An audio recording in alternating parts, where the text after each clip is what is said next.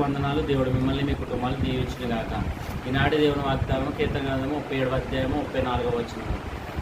యెహోవా కొరకు కనిపెట్టి ఉండము, ఆయన మార్గములను అనుసరించుము, భూమిని స్వతంత్రించినట్లు ఆయన నిన్ను హెచ్చించును.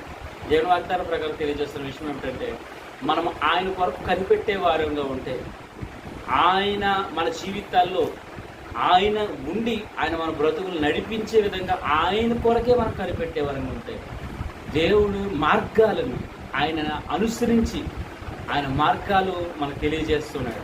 ఆయన మార్గాలను మనం అనుసరించి ఆయన త్రోవలో మనం నడవగలిగితే, దేవుడు అంటున్నాడు ఆయన భూమిని స్వతంత్రించుకున్నట్లు మనల్ని హెచ్చిస్తాడు.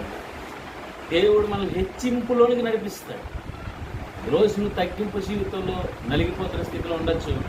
నువ్వు హెచ్చింపులోనికి రావాలంటే నువ్వేం చేయాలంటే, దేవుని వాగ్దానం తెలియజేస్తుంది, ముందు ఆయన కొరకు నువ్వు కనిపెట్టాలి.